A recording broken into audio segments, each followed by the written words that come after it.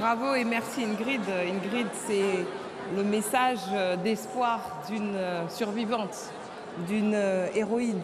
Et c'est la raison pour laquelle moi j'accueille toujours avec beaucoup de bonheur et de joie les témoignages qu'elle peut faire vis-à-vis de la résistance iranienne. Chers amis, c'était le 24 août dernier, dans les longs couloirs de la mairie du 2e arrondissement à Paris. Des milliers de photos, des jeunes étudiants, des femmes enceintes, des adolescentes. Ce sont les martyrs héroïques du massacre de 30 000 prisonniers politiques à l'été 1988, abattus de sang-froid. Ce fut un crime contre l'humanité. Soudain, dans ces couloirs de la mairie du 2e arrondissement de Paris, on entendit une voix, celle d'un haut responsable de cette tuerie, l'aveu du crime. Il est encore vivant, membre éminent du régime de Rouhani, car l'impunité perdure, les exécutions de masse aussi. Au nom de ces martyrs, il n'y aura pas de paix sans justice. Alors ne vous découragez pas. Déjà, lors du simulacre d'élection présidentielle qui vient de se tenir, leur souvenir, le souvenir des 30 000, est remonté jusque dans les discours de Rouhani et de ses amis conservateurs. Voilà maintenant qu'ils s'accusent mutuellement d'être responsables de ce crime. Mais cette commission de la mort qui déclencha ce massacre, ils en étaient tous membres, y compris ceux qui se disent aujourd'hui réformistes. Ils pensaient vous abattre. Ils vous ont renforcé en vous disséminant dans le monde, de l'Albanie à la France, de la Suède à l'Amérique. Partout, les ashrafiens poursuivent, disciplinés, enthousiastes, le combat de leur vie.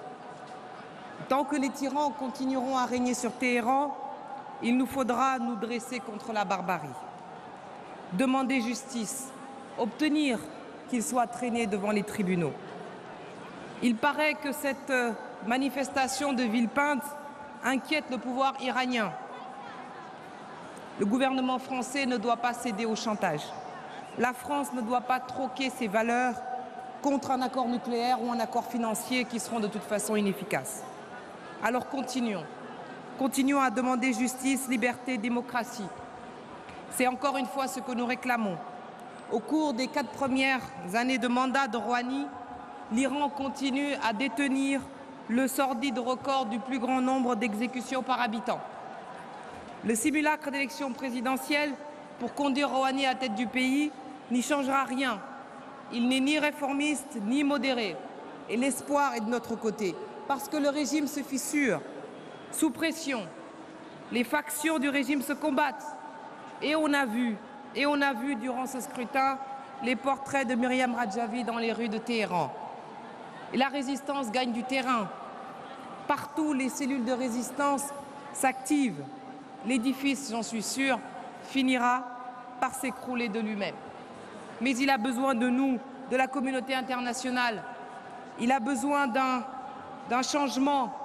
Le monde doit sortir du cynisme affairiste. Le monde doit sortir des illusions du nucléaire. Rien n'est à attendre d'un tel régime. Même les hommes d'affaires n'ont plus confiance. Comment faire confiance à un système économique tenu par des milices? Le peuple ne profite toujours pas de la soi-disant ouverture internationale du régime. Ne perdons pas de temps. Ce temps qui nous coûte si cher en vie humaine. Chacun a vu que l'élection démocratique n'avait rien, l'élection présidentielle n'avait rien de démocratique. Où est la démocratie quand les candidats ont dû être approuvés par le guide suprême? Où est la démocratie quand le choix est entre des criminels, des démagogues et des autocrates? Où est la démocratie quand la peur, l'intimidation et le chantage règnent partout? Madame Radjavi, la résistance a votre visage, votre voix et votre détermination. La résistance est une femme. Et l'Iran a besoin de vous. Et vous avez besoin du monde. Puissions-nous être encore plus nombreux, plus déterminés pour conduire cet indispensable changement. Nous le devons à ce grand peuple iranien, l'une des plus brillantes, l'une des plus vieilles civilisations que le monde ait portées. Nous le devons aux 1000 d'Ashraf. Nous le devons aux milliers de martyrs. Nous le devons aux femmes qui luttent en Iran pour leur liberté. Nous le devons à cette magnifique jeunesse iranienne qui, à son tour, porte fièrement, bravement, le drapeau de la résistance. Nous le devons à vous tous, nous le devons au genre humain, au nom de sa dignité. Merci beaucoup. Merci.